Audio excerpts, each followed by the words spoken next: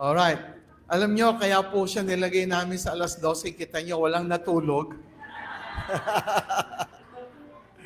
Bawal matulog! At pag siya po na ang nagsalita, ay hindi kayo matutulog talaga. Kaya sabi niya, bakit niyo ako nilagay sa alauna? Nalagay ka hindi naman talaga dinisign sa sunod-sunod. Buti na lang, nalagay siya para gising pa kayo. Now, more or less, because our last speaker wouldn't be able to come around, so we have only one more speaker. And so, we're going to be a little bit earlier, but at the same time, of course, the last is not the least. At ito pong ating speaker for today, siya po ay hindi pastor. Hindi rin po siya parang leader. Kinuha namin siya to speak also on the subject sa mind view ng isang business person. So she is in the business world, but she also attends church. However, so that we can have also insight from different angles, we ask her to give her sharing on the subject, finishing strong. Ngayon po, marami kayong nakikita na lalong na-emphasize that you should not only start, strong. And you can see that many good sayings that it is not about the start, but you must start well, but you must also finish well. And one good thing na nakuha ko kay Pastor Henry, ito yon. Tayo po mga Pilipino, talaga naman, majority, meron tayong pagkaningas. Ano tawag? Ningas, kugon. Alright. Kugon. Ano ba yung kugon? Yung pinagkapasan. Yung sa loob naman ng nilulutong tinapay, ano naman tawag doon? Yan. So, pag ikaw naman nilagay sa pugon, ano ibig sabihin nun? So kung pwede bang palitan na lang natin, mga kapwa Pilipino, huwag na tayo magningas kugon. Magningas pugon. Tama ba yung word ko? Pugon. Can you say it out loud? Baka marinig yung sarili nyo. Ningas pugon. So meaning to say, once you start a thing, finish it off. And finish it off, hindi yung pwede na yan. I remember a time a friend of mine spoke to me saying, sa Japan, meron silang god doon, parang sun. Tapos when they offer their own work, they don't want to do the work na parang mediocre, yung pwede na yan. And so meticulously, they do and build yung mga ginagawa nila kasi they always connect it sa God nila that once they do a certain work, kaya sa Japan, meron tinatawag na yung, more than sa original, ano yun? May word doon? Yung trying to better off yung original. Kaizen, right? Kaizen. The idea of Kaizen is doing it better than the original. So ang mga Japanese, they never do a certain thing na pwede na. Tayo po, pag naglilingkod sa Panginoon, meron tayong dinala na mga kaluluwa. Huwag naman nating magningas kugon lang, na dadalhin tapos hindi mo naalagaan. Magningas pugon. And then at the same time, di ba, let us bring something to the Lord that will also become fruitful. Huwag yung nadala lang na 1, 2 weeks, 3 weeks, tapos na. Let's finish it off. So mga kapatid, kayo pong nandito, can I just tell you one thing? The reason why hindi kayo natututo, because wala kayong pinakakain.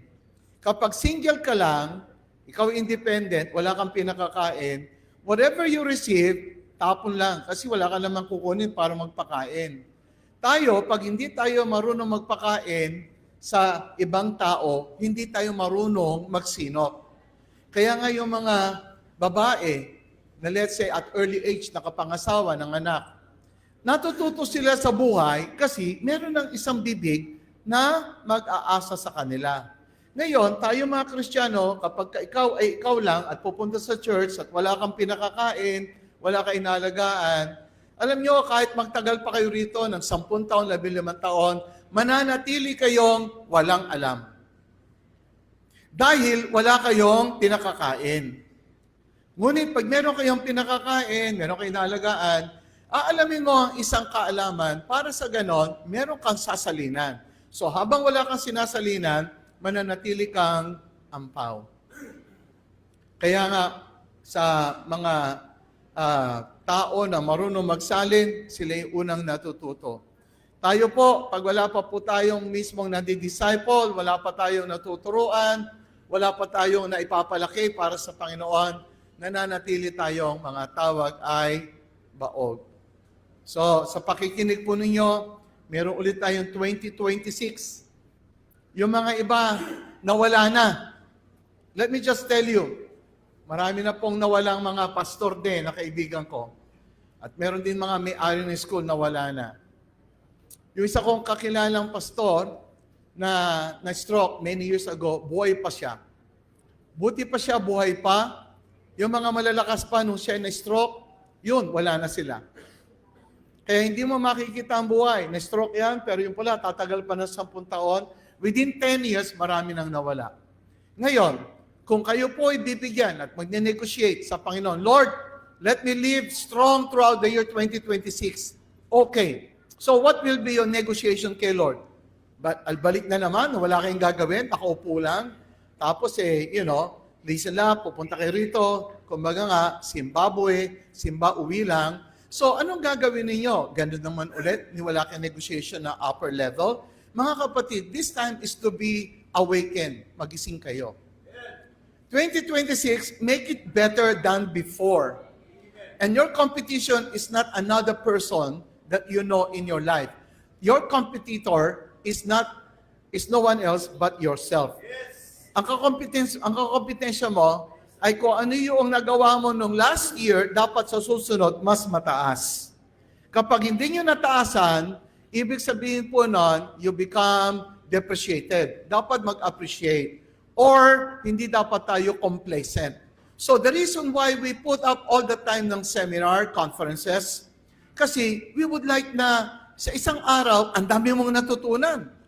Kung hindi ka nakapagbasa ng libro sa isang buwan, 3 buwan, isang quarter, sa isang araw lang, 3 o 4, 5, yung 5 taong napakinig mo, parang isang libro, nakabasa ka ng isang libro sa isang araw.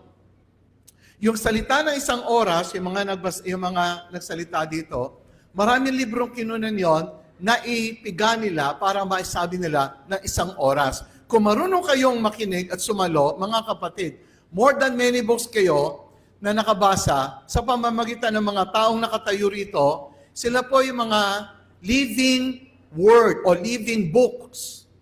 Yung books na binabasa nyo, mga written books, alright, mga patay na sumulat noon, iba buhay, pero hindi mo marinig in person. Ito po mga nakatayo dito, in person sila. At 5 persons, more than 5 books po ang nabasa nyo. Libre na kayo, pero sa susunod, hindi po libre. I'll put it into your mind. There is no free lunch. Would everyone say please with me, there is no free lunch. There is no free lunch. One more time, there is no free lunch. Alam niyo ba yung story ng there is no free lunch? Di niyo alam? Alright, hanapin niyo na lang sa Google. Now, I'm going to call again the next speaker, our 5th speaker, and this will be our last. Not the least, but, we would like to give you also a point of view from someone na nagsimula sa simula talaga, from rags, paano sila umasenso, paano sila nakabalik sa kabuhayan. So, ano ibig sabihin ng, not only at the beginning, but finishing strong. So let's welcome our next speaker in the person of Miss Gemma Jose. Can we call Miss Gemma Jose? And then later on, you can ask now. So are we going to play? So let's play muna. And then please turn off the lights. Let's watch this video clip.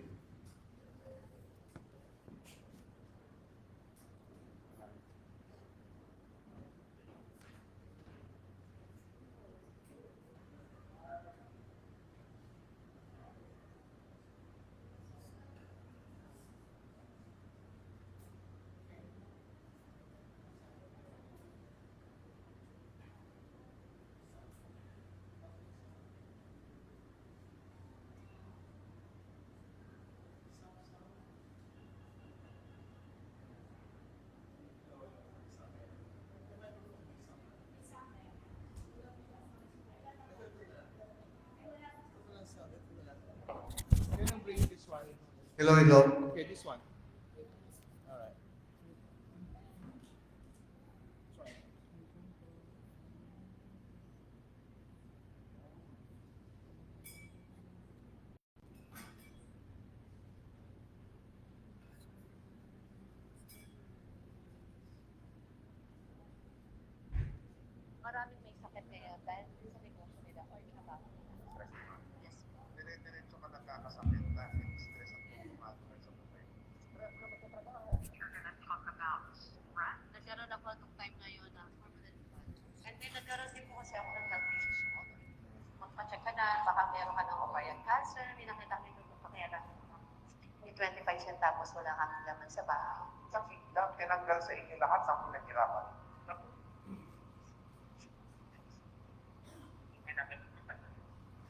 Tinatulog pa nila namin mas na-wash na. Paano kami makakasurvive? Yung time na wala ka na boss, sabi ko lang, right pa mo. Jeff Jose is the CEO and founder of NBC Star Achieve. As part of FKC International, focus on Promoting health and wellness in the Filipino community. Kung CEO, walong buwan yung makakanta, gano'n siya ka-effective. pag hindi mo kasi nakit na ano sa ganung sitwasyon, mahirapan ka makabaon ulit. Paano ka nagtata?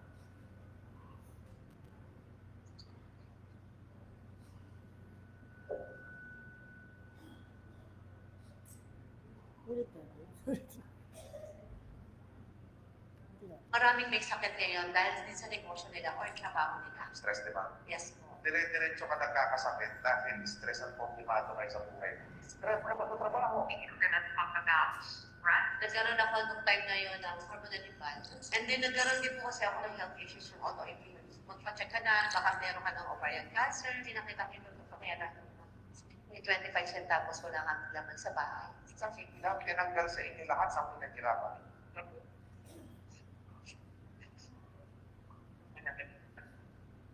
Tinatulog pa nila namin mas na-wash na. Paano kami makakasurvive?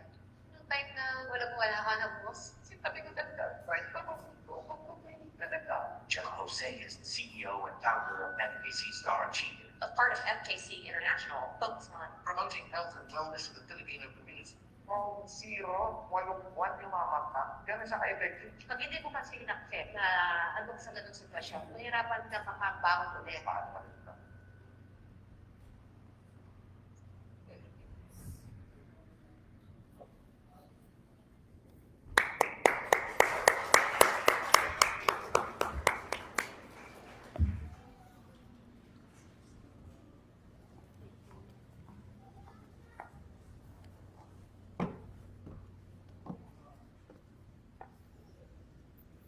So beautiful day, everyone. Are you excited?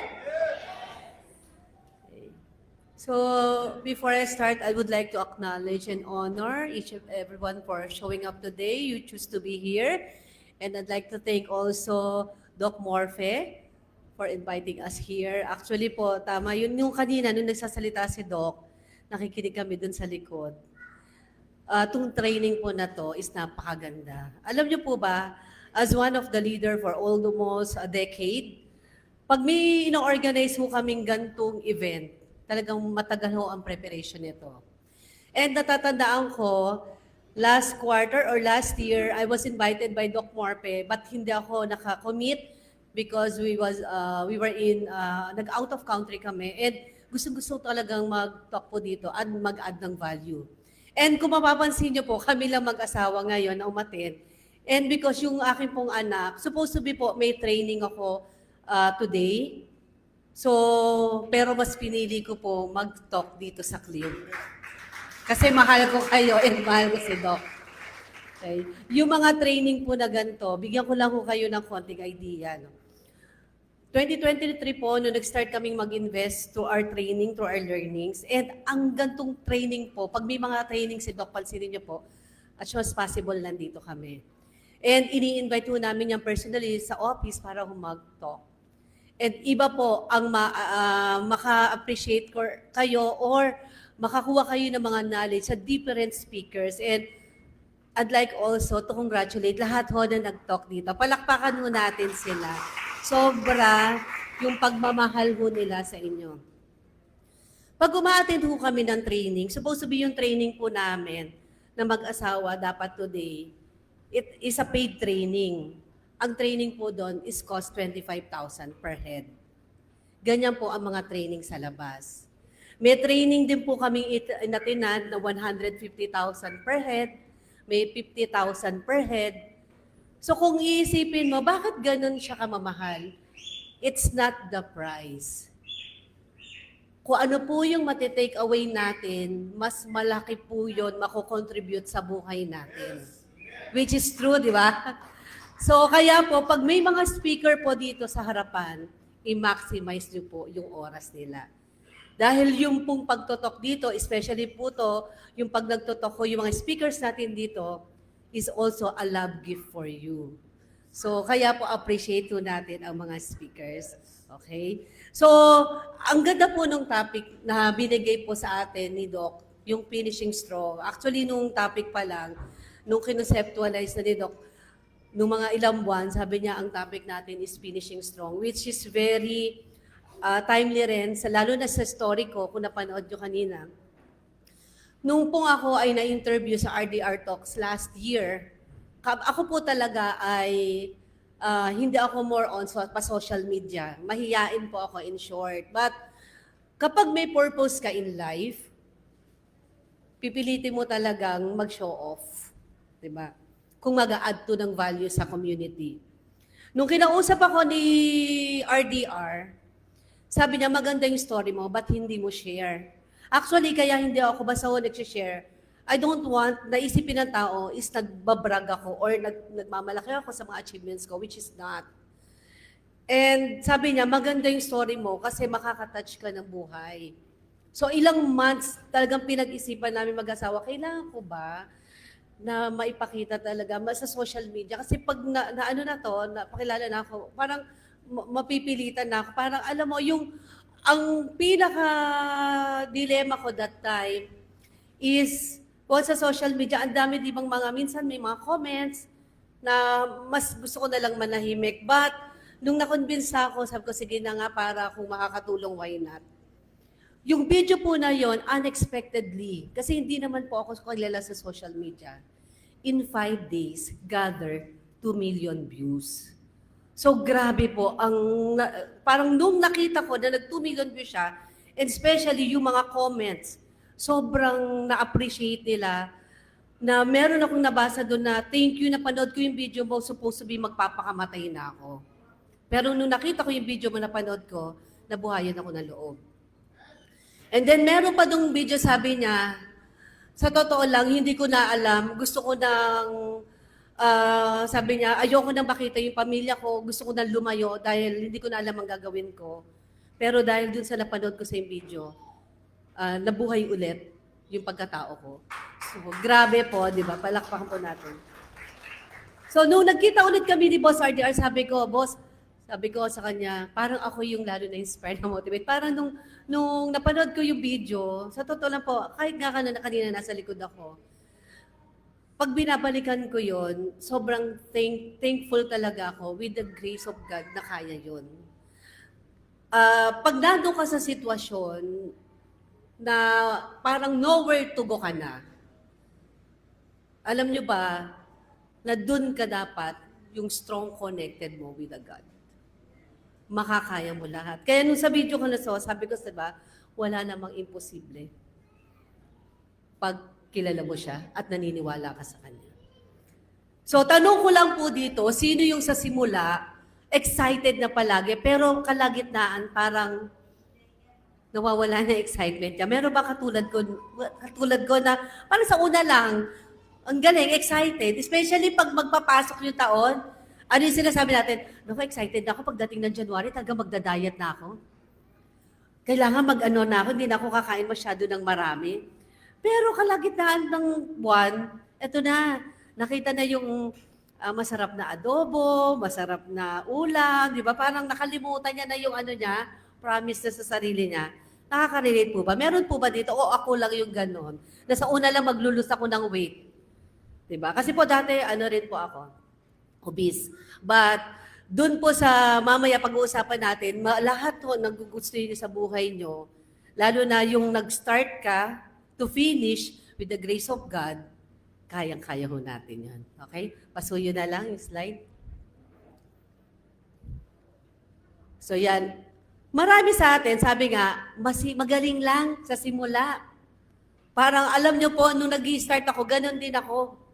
Parang sa una lang magaling. Pero pag umpisahan mo na, pag nandun ka na, pag napapagod ka na, parang ayoko nang tapusin.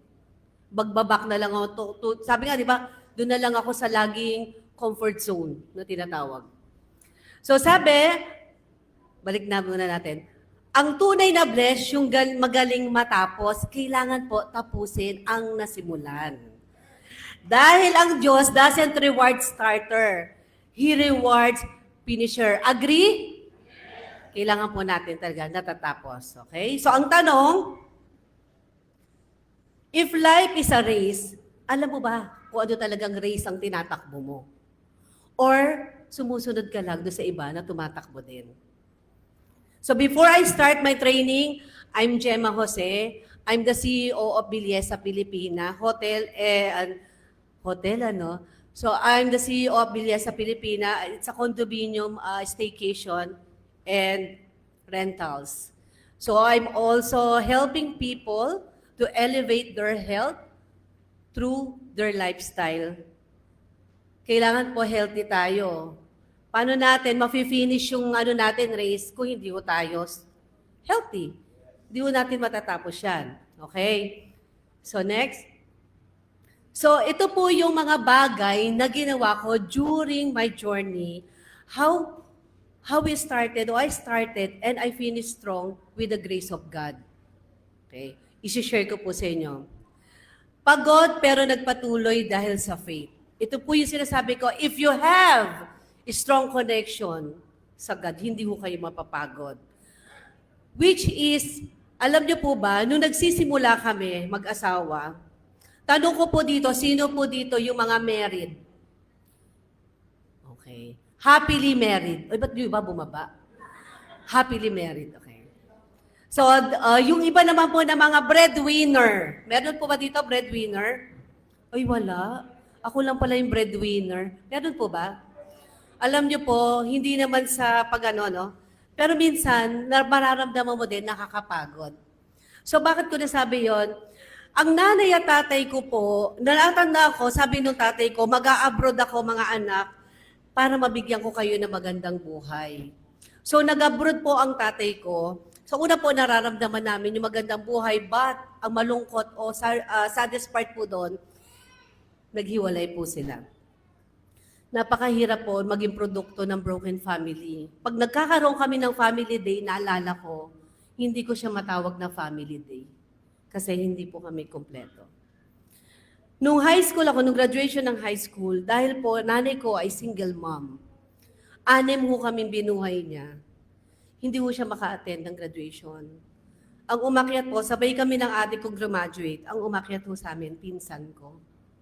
Kakalungkot kasi gusto mo, nung time na yon, parang ginagol mo talagang i-reward yung magulang mo. Kasi ang parents, ang gusto nila matapos, diploma, di ba? Gusto ko makita ang nanay ko, kaya lang walang choice.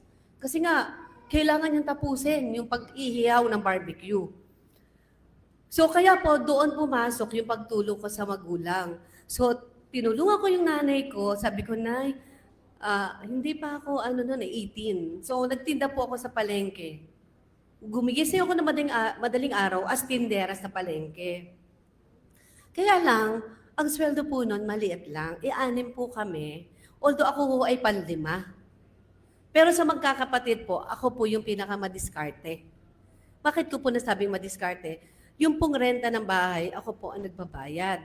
Yung pong telepono, ako. Pero nakita nanay ko, hindi ako nagre-reklamo kasi ang nangyari, sabi ko, Nay, kung dito sa palengke, maliit lang sweldo, ba't hindi tayo magkarinderya? Nagluluto ang nanay ko ng karinderya, nagluluto siya, ako po ang taga-tinda. Gigising ako ng madaling araw, and then sa gabi, mamamalengke naman ako. Pero hindi ko hinanapan kung wala mang contribution ng mga kapatid ko, kasi yung pagtulong ko na yon para sa nanay ko.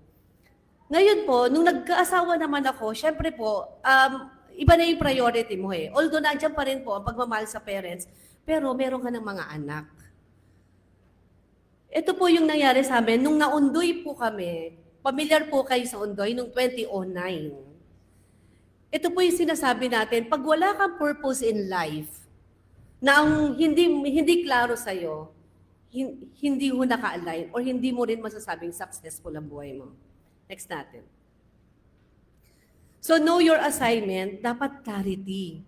So ano ba talaga yung calling? Kasi noon, nung naging mag-asawa kami, ang purpose lang talaga, usually ng mga parents, mapag-aral ang anak, ma-provide yung magandang school, makakain ng 3 beses ang araw. Ako po, yun lang talaga yung pinaka-goal ko sa family.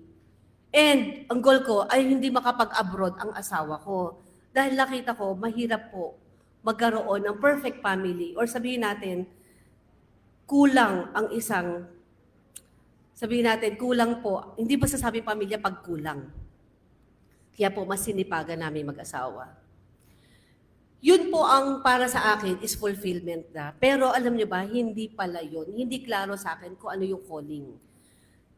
Gusto ko rin pong kumita, gusto ko rin yumaman, pero yung yaman ko, gusto ko yung sakto lang. Yung naririnig niyo po ba yung kasabihan na makakain lang ako 3 beses ang araw, okay na? Meron ho bang ganun dati? Nakatulad ko na, okay na sa akin yan, makakain 3 araw, okay na. Ganun po ang prinsipyo ko dati. Makakain lang sapat na, kompleto tayo. Pero naisip ko, pag ganun ka lang pala, paano pag nagka-emergency? Sinabi ko kay Lord, Lord, pakainin mo lang 3 araw, okay na. Nagka-emergency, which is nung nangyari sa amin, na hindi mo alam kung saan ka papunta. Okay? So ano ba yung calling talaga natin? Next.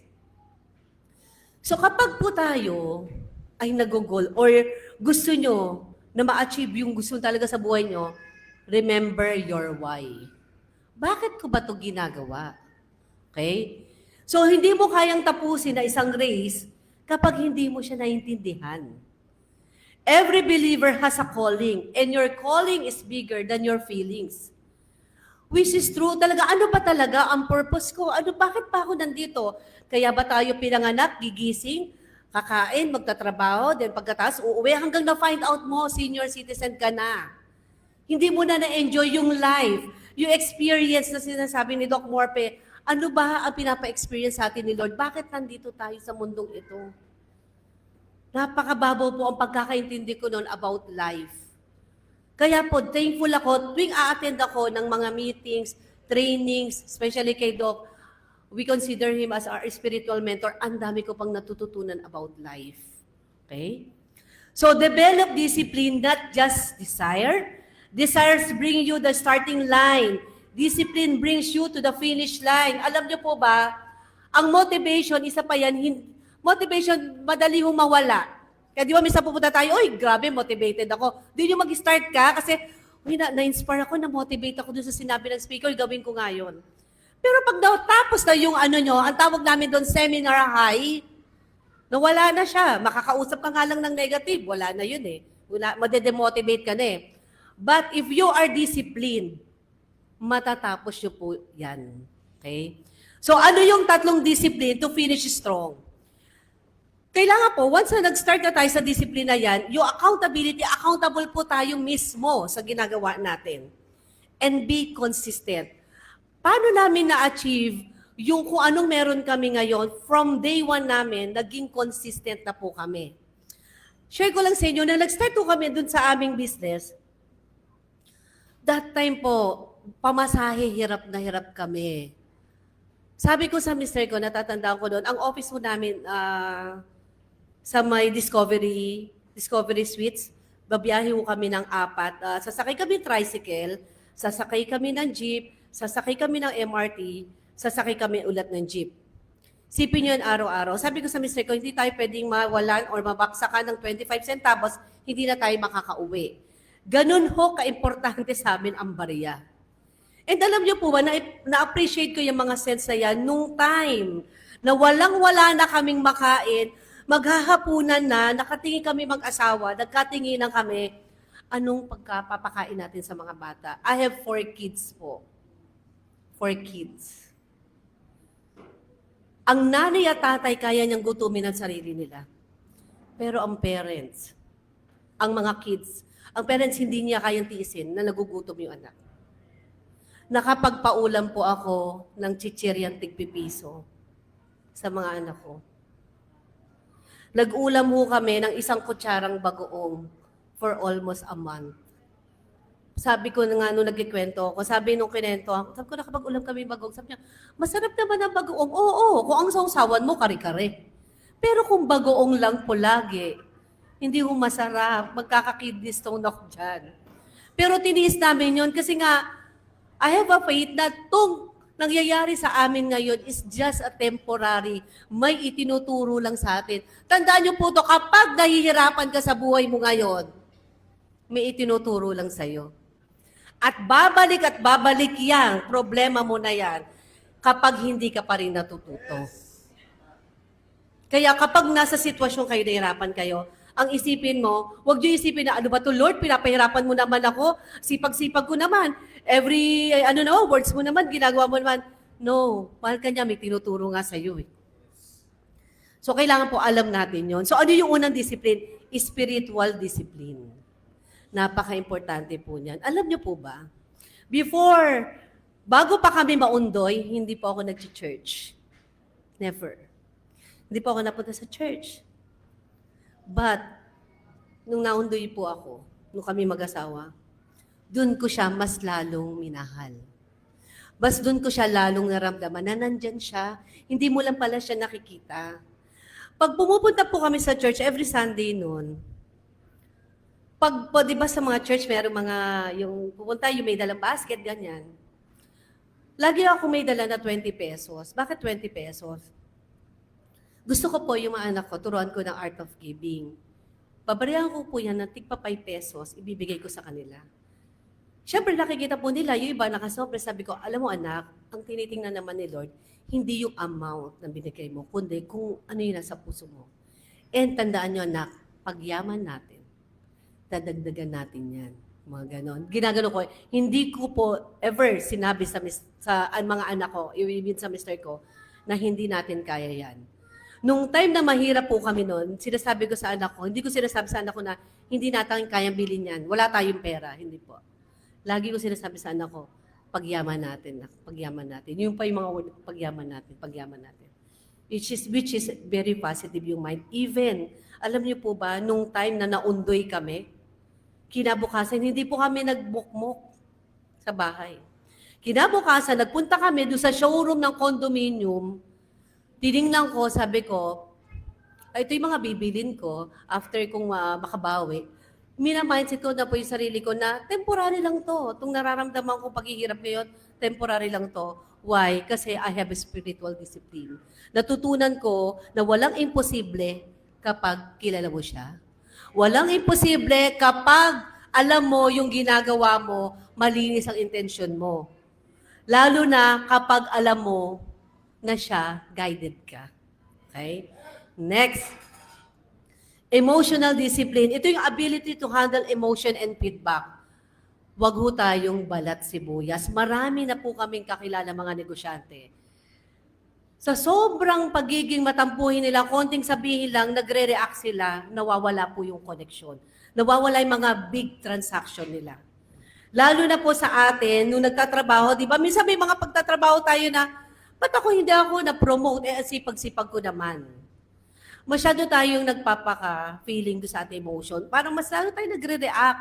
Tandaan nyo, bawat bagay na narinig natin, kung hindi naman totoo, wag ho tayo mag-react. Isa sa natutunan kong training na, alam niyo ba, ang mahal-mahal ng training, pero may isang word lang, sabi ko, isang word lang, bawi na ako, ROI na ako. Alam mo niyo po yung word na yun. Yung isang sentence na sinabi niya, sabi nung pinaka-speaker, abal po ng bayad doon ah. Siguro yung isang word na yon, it cost mga 30,000 para lang sa training na yon.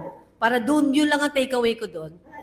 Sabi niya, you don't need the validation of others para gawin mo yung mga bagay na gusto mong gawin. Kasi bakit? Lagi tayo nag-hold back doon sa mga narinig natin. Di ba, minsan sasabihin natin, gusto ko yumaman. Sasabihin ng mo, ay, hindi totoo yan. Hirap nga ng buhay natin. Wala ngang laman yung wallet mo, paano kaya yaman? Nararanasan niyo? Di ba, minsan may mga gusto kang gawin sa buhay mo, ang dami ka agad dream stealer. Ikaw naman, Dahil wala ka naman ibang nakakausap, di ba niniwala ka na lang sa kanya? Kaya kapag meron kang gustong gawin, gawin mo na. It's okay na magkamali ka. Ibig sabihin, may ginawa ka kesa wala kang ginawa. Diba? Yun ang magiging biggest regret mo pag hindi mo ginawa yung mga bagay na gusto mo dahil kaka-analyze mo hanggang na-paralyze ka na. Kailangan yung gawin. Okay? Kapag marunong ka mag-manage ng emotion mo, hindi ka madidistract sa purpose mo. Focus ka lang lagi sa goal mo. And kapag may goal ka, try to connect dun sa mga naka-achieve na nun. Nadidisalign tayo, may gusto ka, ang pinagtanungan mo, hindi siya naka-align doon. And kapag hindi siya naka-align doon, hanap ka talaga ng tao na magbibigay or mag-a-add ng value para makuha mo kung ano yung ginugoals mo. Yun yung pinaka-importante. Kaya po, kapag meron kang mga gano'n na emosyon, huwag ka agad mag-react doon sa nagsabi. O sa hindi kaya yan, mahina nga yan eh. Kaya mo siya. Diba? Connect ka lang doon sa tamang tao and tanda mo, emotion mo, kailangan laging stable yan. Okay, next. Relational discipline. How do you work with others? Trust, humility, and servanthood. Importante po yan. Alam niyo po ba? Sa pagnenegosyo especially, wag ho tayong transactional.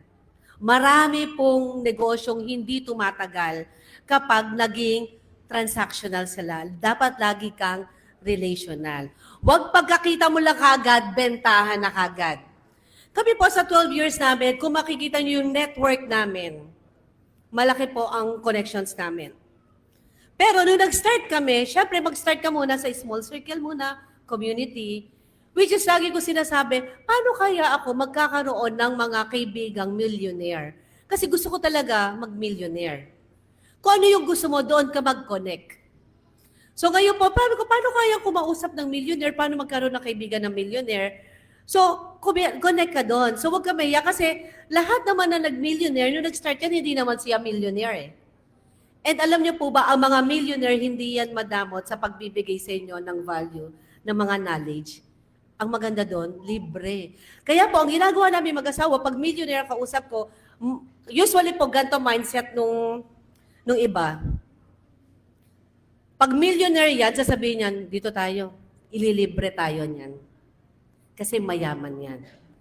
Natutunan po namin sa isang speaker, kung gusto mga words of wisdom, lalo na yung mga strategy technique, na kayo-kayo lang, ilibre mo ang mayaman. Alam niyo po ba ginawa namin yun? Nag-set kami na appointment doon sa isang kaibigan namin na millionaire. Actually po, yung mismong owner ng company namin. Sabi ko, sir, coffee po tayo outside or let's have some tea. Okay. And then nakala niya, syempre, siya magbabayad. Pero syempre, yung kwentuhan mo, grabe, ang dami po nilang ibibigay na value sa'yo. Ganun pala sila. Syempre kasi ang thinking ko noon, lalo na kasi pag nanonood tayo ng mga teleserye, anong tingin po sa mayaman? Mga nag-aalipusta. Ang Donya, si Donya Buding, mga ganyan. Tapos, di ba, yung mga mahirap ang bida, yung mayaman ang kontrabida. Kaya minsan, ang thinking natin, pag mayaman to, naku ano to, mata pobre yan, tama, di ba? Tingin nila mata pobre. Di ba? So, pero pag nakausap nyo, ang very generous person, yung talagang totoong mayaman. Sila yung nagtatayo ng foundation. Sila yung sumusuport sa mga communities. Di po ba? Sila ang mga tamang taong makausap nyo. Dahil sila, iba po ang wisdom nila. By experience sila, isi-share sa inyo. So choose your people. Pansinin niyo po, yan ang community namin. Nung nakapagkaroon na kami ng kaibigan na mayayaman, millionaire, sabi ko, paano kaya kumausap ng multi-millionaire? Naghanap po kami ng multi-millionaire. Kasi gusto ko maging multi-millionaire. Kasi kung ano yung gusto mo, wala rin posible. Sabi nga, di ba, the power is within us. So gusto ko kumausap ng mga millionaires. Ayan. Alam niyo, mga mentors, kahit tama po yan. Team support, prayer partners, and strengthen yan. Yung mga, pakikita nga yung mga picture sa taas. Alam niyo po ba yung picture na yan sa gitna? Group of multi-millionaires and billionaires po yan. Nung kinakausap ko na sila, alam niyo ba, very grateful ako. Yung iba dyan, naging kumare ko pa. Yung iba po dati, nung mahirap lang kami, pansinin niyo po, pag mahirap po tayo, di ba ayaw nila makipag-usap ng mga mayayaman? Pero pag po nakita nila na nag-ask ka ng guidance, meron po kasing mayayaman na nakikita nila yung sarili nila sa'yo. Ay, ganito ako nung bata ako, ganyan ako, ganyan. Alam niyo, very sila, expounded sila magbigay ng mga, mag-share, sobra. So ngayon, nung kakilala ko ng mga billionaire, alam niyo, di ba, pag mahirap ka, wala kang bisita, ayaw ka nga nila maging bisita eh. Alam niyo na mahirap kami? Pag sa handaan, last priority ka. Last priority ka. Sa mga events, mga lakad ng pamilya, lagi ka sa dulo. In short, ang tawag po doon, wala kang bilang. Pag mahirap ka, wala kang bilang. So ngayon, nung kumonect na ako sa circle of community, kasi nakita nila, hunger ka for the knowledge, hunger ka for the skills, sila mismo ituturo sa'yo, guide to guide, kung anong gagawin mo para ma-reach mo rin yung gusto nila and yung gusto mo. Sabi nga, if you want to go fast, go alone. And if you want to go far, go together. Kaya dapat po, mas piliin mo yung community mo. And thankful ako, isa sa naging mentor ko, si Doc Morpe. So palakpakan nun natin si Doc Morpe. So grabe yan. It's an honor for us, lalo na sa aming mag-asawa, pag na-invite namin yan sa bahay. And minsan, in-invite ko namin siya sa Tagaytay. So gusto pala ni Doc yung mga stargazing. So meron po kami property sa Tagaytay. Nakabili kami. Bakit po kami nag-diversify from health, especially po pag healthy ka, magagawa mo gusto mo, nag-diversify kami into real estate. Kasi iniisip namin mag-asawa is yung, hindi naman habang panahon mo, nagtatrabaho tayo eh. Sino po ba dito yung gusto na? Senior na siya, nagtatrabaho pa rin. Di ba ayaw natin nun? Pero minsan wala tayong magawa, kailangan natin gawin for the family. Ito pong advice ko lagi sa mga OFW, especially po, pag napunta kami international, ang goal kasi namin mag-asawa is magpa-uwi ng mga Pilipino dito. Kasi sabi nila, pag ini-interview namin, nung nag-start ka magpunta ng Hong Kong or Macau, ano lang ang goal mo talaga? Sabi niya, alam mo, sa totoo lang, ang goal ko lang talaga 2 taon eh. Pag nakaipon ako, uwi na ako ng Pilipinas, mag-o-open na ako ng business. Kaya lang, nung tinanong ko, ilang taon ka na nag-work? Alam mo, sagot sa akin, 21 years. 21 years na, ang dati goal niya lang 2 years. Nung tinanong ko siya, sabi ko, bakit? Kasi ang goal ko noon, mapag-aral ang anak ko. So, nung nag-aaral na yung anak ko, mas gusto niya sa private school. So, hindi na siya pwede makauwi. Kailangan niya munang magtrabaho. Nung nag-aaral na sa private school, pati college, pati tuition fee ng pag-abroad, di ba po, iba ganun, mag-abroad ka. So, lumaki ang gastos. Eto na, nung gagraduate na si anak, anong malungkot na nangyari? Nag-asawa. Tama. Akala mo graduate ka na rin. Nung nag-asawa na, ikaw ang sagot sa pagpapakasal kasi nasa abroad ka. Anong tingin pag nag-abroad? Mayaman. Pero alam niyo po ba ang mga OFW natin doon?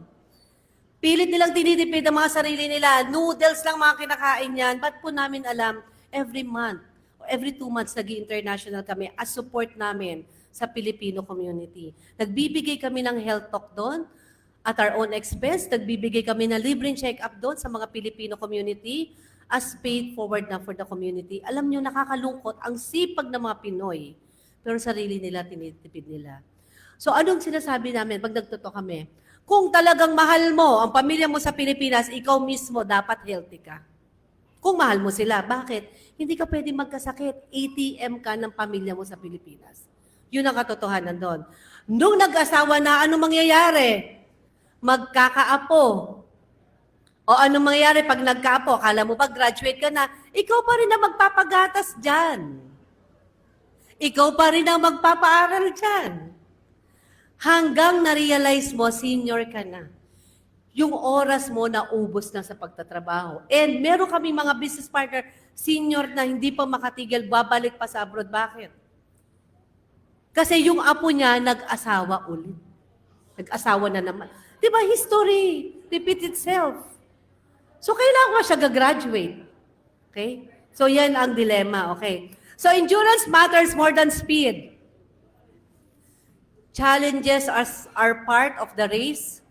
So, pag po may mga challenges sa buhay natin, alam niyo po, yung isang mentor namin, yung may-ari ng Labela Tagaytay, hindi niya po tinatawag na problema, yung problema na para sa atin ay problema.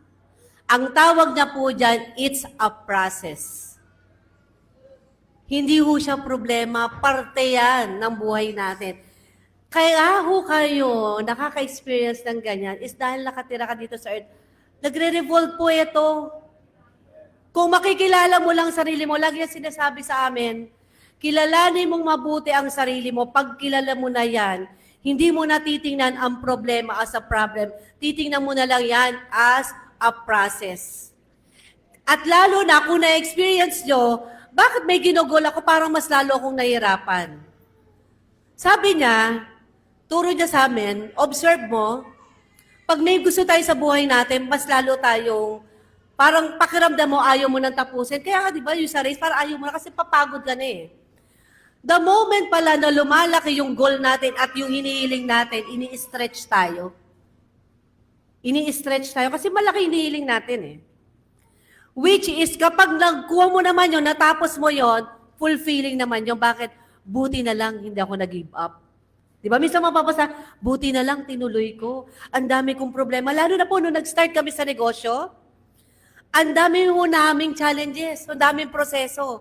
Andyan yung, syempre po, wala kaming pamasahe. Pag may guest ako, wala nga akong pamerienda sa guest ko eh. Ano pong ginagawa namin? Ang ginagawa namin mag-asawa, pag pupunta ako may office, bibili na ako sa tindahan ng kopi ko. Tigli 5 piso lang nung panahon na yun. Ewan ko po ngayon kung magkano yung kopi ko. O 15 na, 5 piso lang po dati bili namin. Bibili akong 4. Tapos bibili kami ng mga, yung cheese pandesal, parang hinahati namin yun. Sa Pandi Manila, may cheese, hahati namin maliliit. So pag may guest kami, yung kopi ko hanggat maaari, hatiin ko, yung isang kopi ko, hatiin ko sa 2 o 3. Ewan ko na lang kung ano kaya lasa ng mga pinatikim ko, Lord. Baka hindi lang kumikibon, no? Basta may kulay black, okay na yung kape na rin. Basta nagdadagdag ako na asukal. Kasi, why? I treat my guests, yung oras nila, binabalyo ko talaga yon. Ayoko aalis sila, in-invite ko sila, tapos hindi ko sila papakainin, hindi ko talaga gawa niyo. Parang nakukonsensya ako. So, ang ginagawa ko, para lang ma-value ko yung time na talagang magsiserve ako. So one of my mentors said, if you want to be rich, serve. Alam nyo, hindi yun nawala sa mind ko. Kung gusto ko pala talaga yumaman, kailangan mag-serve. So yun po yung isa sa sabi nga namin, golden tip na binigay sa akin ng isang mayaman. Sabi niya, tanda mo to, if you want to be rich, serve. If you want to be healthy, sabi niya, scale. And if you want a legacy, teach. Ko, grabe, no? Yun lang pala yung sikreto ng mayaman. Akala ko parang mahirap yung ginagawa nila. Pansinin niyo po, kami po mag-asawa also connected to the clubs. Kung alam niyo yung Rotary, Kiwanis, ano po kami dyan connected. And ngayong year na po, isa ako sa atasan as club treasurer. So, nakakasama ko po yung mga president, mga governor. Sobra pong generous. Sobra po talagang yung pagmamahal nila sa community, grabe. Ang pera, sabi nila, ang pera, diyan makikilala kung sino ka. Wala siyang buhay, pero may energy siya. How you use the money is important kung galing yan sa puso mo. Tandaan niyo po, tayo ay binigyan ng power how to manage yung pera. Kapag hindi nyo na-manage ng tama yan, doon ka magkakaroon ng tinatawag na ulit proseso. Tuturuan ka na naman. Pero pag natuto ka, makikita mo, unti-unti babago na yung buhay mo. Kasi nga, nakita ni Lord, magaling ka mag-manage. Dadami at dadami ang pera mo pag magaling ka mag-manage, even sa bahay. Dati po, rumerenta lang po kami. Siyempre, yung unang bahay na nabili namin, excited ako lagi umuwi kasi sabi ko, grabe no, iba pala may sarili kang bahay. Hanggang dumami po siya ng dumami. Kasi kahit naman sino, kahit kayo sarili nyo, di ba pag binigyan ka ng regalo at hindi pinahalaga yung regalo mo, hindi na uulit yung nagregalo sa'yo. Kaya pag dinigaluhan ka ni Lord na anything na gusto mo nabigay sa'yo, ingatan mo yan dahil magmumultiply yan. Okay? Grabe, no? Okay, next. So, hindi importante kung gaano kakabagal. Huwag ho kayong mainip. Ang kalaban, lagi natin naiinip po tayo. Huwag ho tayo mainip. Be patient. Ang importante, hindi ka titigil. Pag napagod ka, magpahinga ka lang saglit. Pero ituloy mo pa rin. Huwag na huwag kayong titigil. Magpahinga ka lang. Stop, pause for a while. Pero tuloy ka pa rin. Nung nakaraan, galing po ako kay SB. Kilala niyo si SB, si Sam Bersosa. My husband and I invited sa kanyang mansion sa Corinthian. Sabi nung isang business partner ko, grabe, ang isang sasakyan pa lang ni SB, kabuhayan na ng isang tao. Pagpunta niyo po doon, pagpasok niyo doon, sa labas ng bahay niya, may Ferraring pula. Tapos may Maserati. 2 Maserati na sports car. So yun yung pinaka-garahe niya. But doon kami pinapunta sa basement.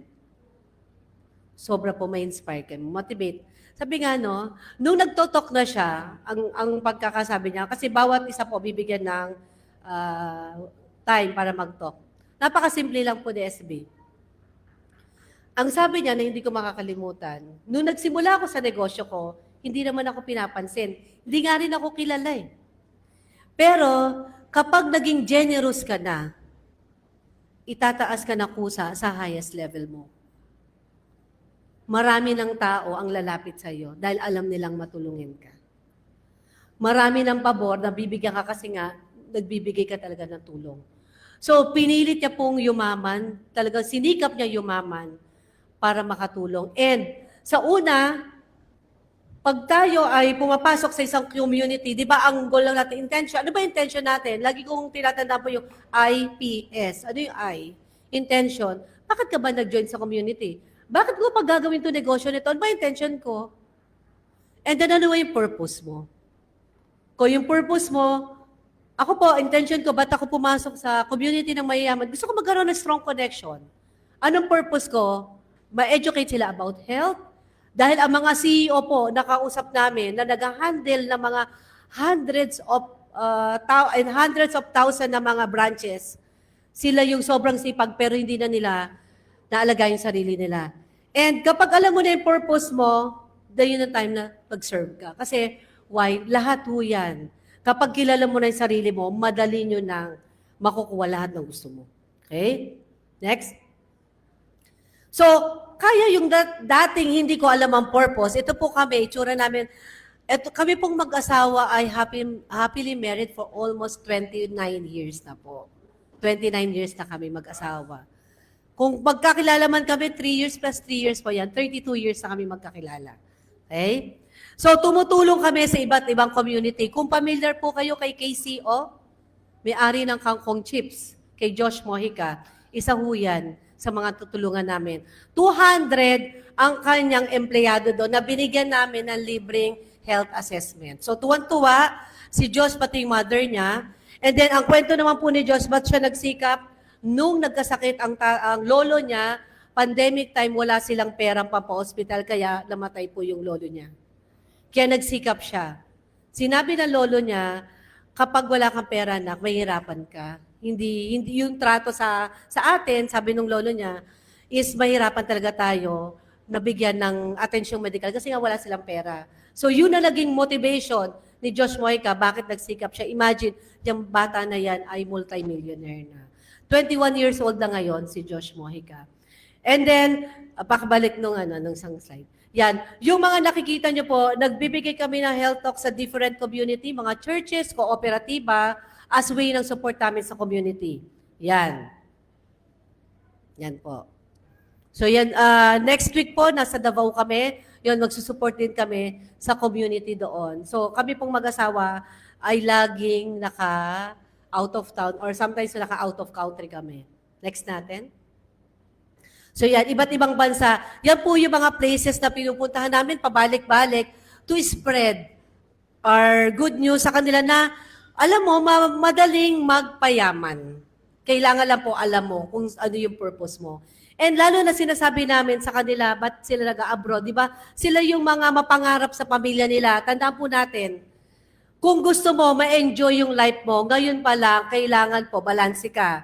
Lalo na doon sa mga negosyante, sabayan mo yung pagyaman mo na pagiging healthy mo para hindi mo maging regret. Kung kailan may pambili ka na ng masasarap na pagkain, hindi mo na makain. Bakit? Sasakit na yung tuhod mo. Meron kaming mayayaman na na-encounter na, kaya siya pumilit maging mayaman, wala daw silang makain dati. Kaya lang, nung mayaman na siya, may pambili na siya ng pagkain, hindi niya naman makain kasi may sakit na po siya. So, ngayon pa lang, kung nasa journey ka ng pagpapayaman, or sabihin natin, yung iba kasi ayaw marinig yung mayaman, kaya po kayo, yung iba hindi yung mayaman kasi hindi nyo ina-absorb ang pagiging mayaman. Kailangan i-feel nyo na yan. Yan ang maririnig nyo kay Doc Morpe. I-feel mo na yan, i-claim mo na yan, at ngayon pa lang, isipin mo, mayaman ka na. I-act mo na yan. Hindi naman pine-fake mo. I-act mo na yan. Para pag nandun ka na sa status ng mayaman ka na, sanay ka na mag-project. Ganun po yun. Kesa pa, alam nyo po, ako ang style, ang technique na ginawa ko, nung hindi pa ako mayaman, yung mga etiquette ng mayayaman, pinag-aralan ko na po yan. Kasi bakit? Paano pag na-invite ka sa isang fine dining restaurant? Hindi mo alam kung paano kumain yung proper etiquette. Di ba nakakaya? Di ba? Kaya minsan sabihin, ay ganyan ba? Pati yung pagkat, dapat alam mo yan. Yung table setting, paano mo gagamitin yung table napkin, alam nyo po dapat yan. Kasi yan, kung gusto mo silang ma-attract, dapat know their language. Okay? So, hindi kailangan mabilis, kailangan malinaw ang purpose. When you run with purpose, you finish with strength. Okay? So, ano ba yung purpose natin? Sa wellness, nag-e-educate kami about health. Sipin niyo po ang training namin, nagtitraining kami sa mga medical doctor, napunta po kami sa different community para i-share namin yung training. Kami nagpapahit sa doctor, pero sinishare namin for free. So, kaya po, yung tuwan-tuwa yung mga community, pag nag-a-add kami ng value, kasi bakit? Ang doctor po, bago mo ma-set up yan, ang tagal, mahal po ang bayad sa doktor. So, purpose with a mission. So, anong gagawin ho natin? Kapag ho kayo ay may purpose na, sabi nga, if the mission is clear, the commission will appear. So, dapat alam nyo po yan.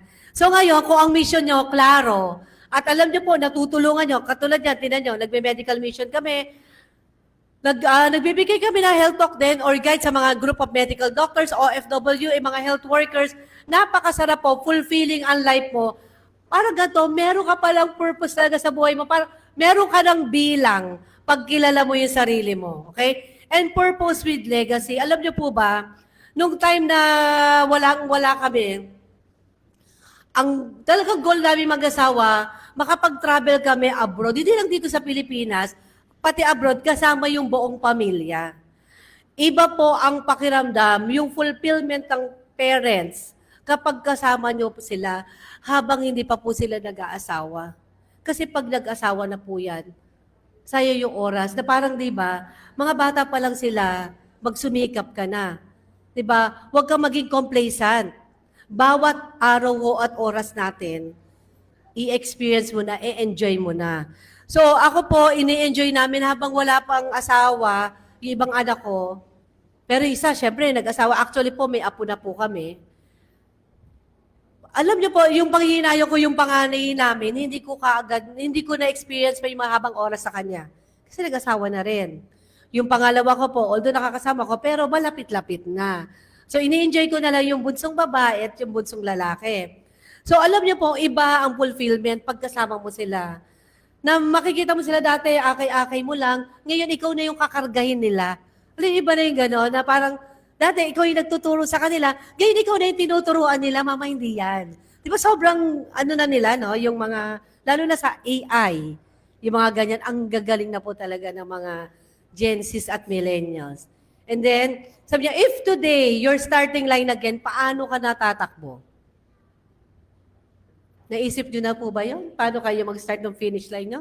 So, may purpose, may focus, may committed ba? So, kailangan po, pag nag-start ka, lagi mo isipin, paano ko itong matatapos? Okay? So kung nag-start kayo, tandaan niyo po to, nung nag-start ako sa business namin, si Uncle Sig Siglar, kilala niyo si Sig Siglar? Alam niyo isang quote na talagang pinanghawakan ko doon, ang sabi niya, you don't have to be great to start, but you have to start to be great. Alam niyo, yun lang talaga, yung lagi ko word na, lagi ko everyday, pag napapagod na ako, oo, kasi dati, talagang mahiyain, wala namang resulta, so lagi kong binabasa yon. Oo nga, no? Paano ka maging great kung di ka nagsisimula? Gusto mo na malaking resulta, hindi ka nga nakapagsimula eh. Tandaan nyo, if you want to be great, start strong and finish strong. So, again, thank you so much. This is Gemma Jose. Magandang araw.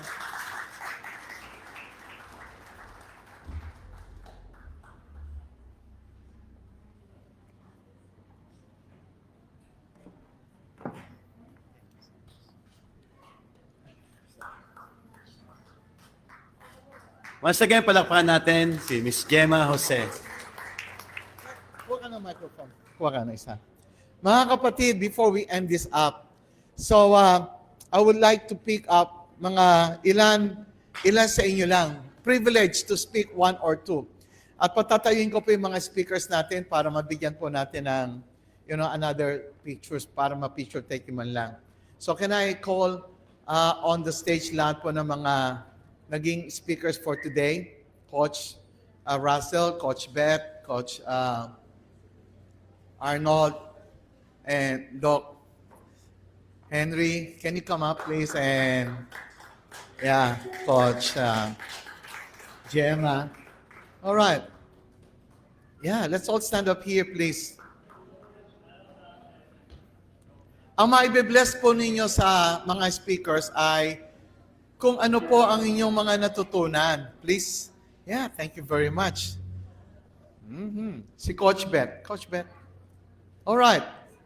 One or two lang. So privilege yung one or two. Anybody would like to come up, please, and say something sa totality ng narinig po ninyo about, you're not too late yet. 2025 is yet to finish. About few more weeks. So, sanayin nyo na ngayon na be courageous sa mga natanggap po ninyo. And next year, ganun din. Start strong, finish strong. Alright? Sino po dito ang nagbago ang isipan? Kahit na isang araw lang. Sino po nagbago isip?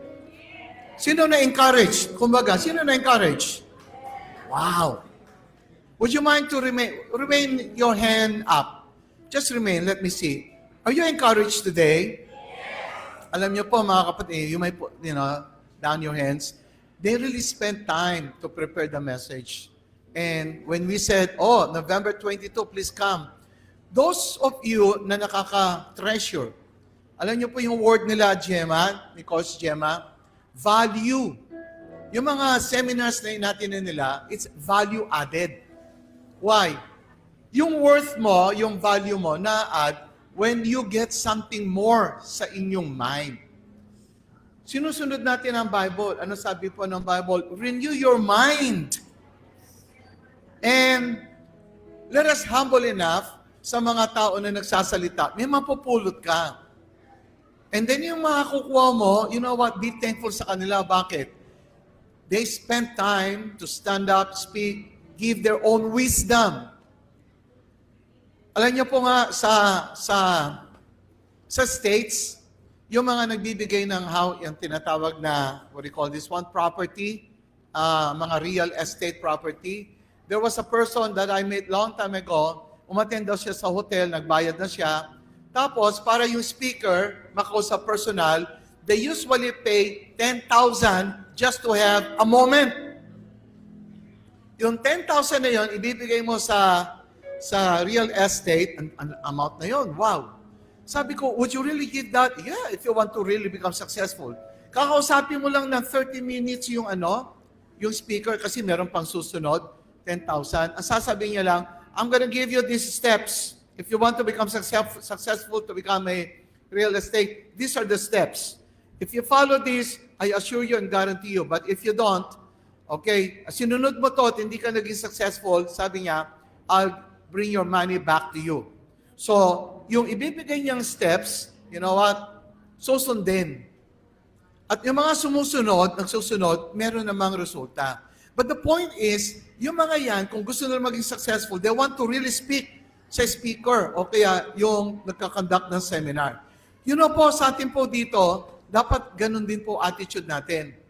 Dapat po attitude natin, di ba sabi nga, Pastor Henry, ano yung sabi na yung kinakailangan? Available, teachable, ano pa isa? Di ba tatlo yung usually? Discipleable. Ha? Discipleable. Discipleable. Oh, discardable.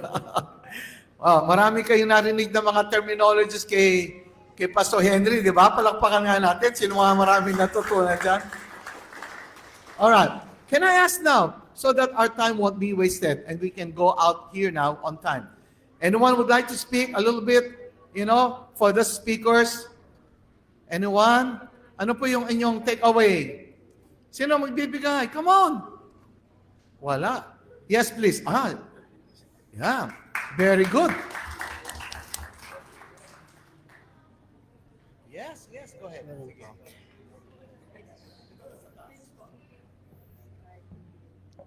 Dito na lang po. Yes. Yes po, from Coach Sister Russell, 20% savings emergency fund. We must know the right income and right expense. Be discipline yourself to spending money. Discipline yourself. Okay. Yeah, simple as that. Thank you very much. Anyone else? Sino pa bang may gusto magsalita? Sanayin nyo makatayo rito. Privilege yan. Yes, please, come. Yan. Yan ang mga kailangan. Huwag ko kayo mahiya. Di naman tayo rito. Good afternoon po. I'm very thankful na nakasama ko ni Pastor Henry dito bilang isang leader ng Clim Church Cabuyao. And what I've learned is, naulit na naman po yung favorite verse ko, yung 6:9, Galatians 6:9. Hindi po tayo dapat mapagod na gumawa o magtanim o gumawa ng mabuti dahil at the right time, we'll reap the harvest. Yun po yung ever since na naging Christian ako, nakakilala ako sa Panginoon, yan po yung lagi kong pinanghahawakan. At I know, yun pong dinideclare, sabi nga po ni Pastor Arnold po, sabi niya po kanina, wag po yung yayaman ako, mayaman na po tayo. Totoo po yan. Dahil ako po naniniwala ako, hindi lang pang sarili. Marami po sa atin yayaman. Meron nga lang po tayong kailangang disiplinang gawin. Lahat yung tatlong disiplinang sinabi po ni Coach Gemma na kailangan natin ng spiritual discipline, ng emotional discipline, and relational discipline. Para po sa akin, the highest is spiritual. Siyempre, when we are guided, we can build a relational discipline towards other people. At kung mahal natin ang ating Panginoon Diyos, we will always stay focused and we will always stay connected. Kaya kung ano po yung pinaniniwalaan natin based on Mark 11:24, panghawakan po natin yung verse na yon. Alam niyo po, naalala ko po yung asawa ko dahil sa verse na yon. Yun lang po. Salamat po. Okay, malapit na tayo mag-close. Sister Neng, please prepare. Ikaw na pa magka-close in prayer. Is that okay? You will give. I will call also Pastor Rodel to give a word. Pastor Rodel. And after that, we're going to close in prayer. And thank you very much for coming over. We enjoy your presence, every one of you. Una sa lahat, maraming salamat sa ating mga napakahusay na speakers. Pastor Henry, palakpakan po natin Pastor Henry. Coach Beth, at also si Coach Gemma, napakaganda ng kanyang share. Coach Russell and Pastor Arnold. Palakpakan po natin sila. Dahil alam niyo po, gaya na sabi ko kanina, isa lang ang purpose ng pagdalo natin dito upang magkaroon ng tinatawag na totoong pag-usad, pag-unlad, pagbabago ang buhay nating lahat bilang isang mga mananampalataya ng Panginoon. Amen? At syempre, ang pag-unlad po natin ay kinakailangan balanse. Balanse po. Huwag niyo pong aalisin yan. Yan po yung ubod ng mga narinig natin ngayon. May spiritual, may mental, emotional, physical, and material. Huwag po tayong mamimili na, ay gusto ko lang, spiritual lang ako. Yung iba naman gusto ko, yumaman lang. Hindi po, lahat yan ibinibigay ng Panginoon sa atin. Amen? Di bali ng mayaman, basta maka-Diyos. Kasi yung iba sinasabi, di baling mahirap, basta nasa Panginoon. Di ba? Parang ganun lang yung ganun yung sinasabi ng karamihan. Baguhin natin ang ating bokabularyo. Di baling tayo yung nananagana sa buhay. Ang mahalaga, naglilingkod tayo sa Diyos. Di ba? Sabi nga, di bali ng mabait, basta mahalaga, gwapo ako. Di ba? Ganun, huwag tayong kukuha ng negative. Kasi lahat po ng mga sinabi ng ating speakers, puro positive. Tinuturuan tayo ng Panginoon. Kaya nga in Philippians, sinabi doon ng Panginoon, ano man daw ang dalisay, ano ang kapuri-puri, kaaya-aya, katanggap-tanggap, yun ang iyong isipin. Yan. Kaya sa mga Kristiyano at mga tunay na anak ng Diyos, bawal mag-isip. Hindi yung mga bawal ganito, puro panlabas ang bawal. Ang pagbawalan natin ay ang ating tinatawag na inner being, pagbawalan natin siyang huwag tumanggap ng mga negative. Amen? So, yun lamang po para sa akin at talagang napakaganda po dahil yung lahat ng narinig natin, hindi sapat na narinig lang natin yan. Dapat, mas maganda, ilagay natin sa ating aktwal na pamumuhay. At doon lang totoong magkakaroon ng pagbabago ang ating buhay. Amen? Magandang hapon po. Tawagin ko na po, Sister Neng. Sister Neng, can you give us... Si Sister Neng po ay 75 years old na. Isa po yan sa talagang nagsimula sa church. Batang-bata pa po siya, no? Mga 40s lang. Ngayon, mas bata. At age of 75. Kaya, siya po ang naka-assign sa prayer mula noon hanggang ngayon. And let her be given the chance of giving us the benediction. Shall we all stand for the closing prayer? Bago po ako mag-pray, nais ko rin pong magpasalamat sa mga speakers natin. Maraming salamat po sa inyo. At tunay nga na marami po kaming nakuha na mga panibagong revelation na nagbibigay sa amin ng panibagong freshness. Sabi nga. Kaya maraming salamat po. Amen? Thank you, Lord. Panginoon, Ama namin, maraming salamat po, Ama namin na sa mga langit, at sa hapong ito, Lord God, tunay na natupad, Panginoon, ang hiling namin, Panginoon, na muli ay magkaroon kami ng mga panibago pang mga kalakasan, panibagong, Lord, buhay, Panginoon, sa pamamagitan ng mga speakers mo na ito na ipinadala sa amin sa hapong ito. Maraming salamat po sa buhay nila at maraming salamat, Panginoon, sa pagdala mo sa kanila rito ng safe and sound sa Travel Mercy. At ang amin pong hiling na muli ay ibalik mo sila sa kanilang mga tahanan na tunay na patuloy, Panginoon, ang tunay na paggabay, Panginoon, at protection mo sa kanila as they travel together, Panginoon. Na makita at madatnan nila ang kanilang pamilya na under your care and under your protection. At Lord, sa lahat ng mga naandito, pinapasalamatan ka rin namin, Lord God, sa time, Panginoon, na Lord, ibinigay nila para sa gawain ito. Maraming salamat, Panginoon, sa pagdala mo rin sa kanila, sa bawat isa sa amin, na tunay na may protection mo. Kaya Lord, we are very, very grateful sa hapong ito. Marami pong salamat at ang lahat ng ito ay aming binabalik sa iyo na may tunay, na may pasasalamat. Sa pangalan ng iyong anak na si Jesus, ang lahat po ay magsabi ng Amen. Amen.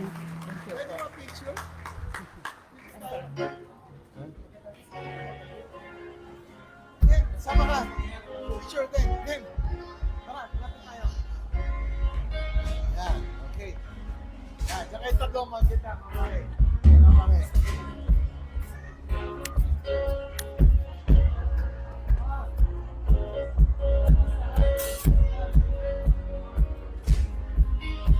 Anong suwa? Tawagin mo. Sabi mo. Standby po, lahat po tayo din. Have a group picture po tayong lahat po dito pagkatapos na to.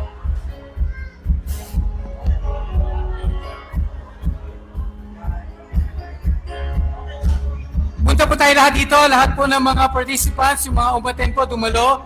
Please, let's have a group picture. A one big group picture po, para sa lahat po.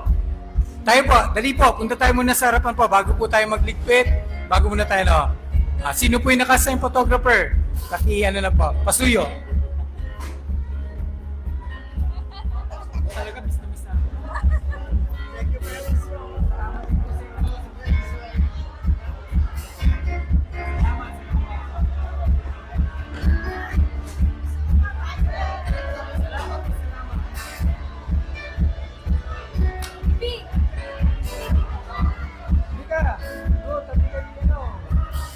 Sige po, participate lang tayo sa group pictures para po history, memories po natin ito na kayo po ay naging kabahagi ng ating powerful seminar ngayon. So every time babalikan natin itong araw na to, makikita ninyo na you were once part of this significant and historical seminar. Please find your place. Kung saan kayo po pwede, picture lang po tayo.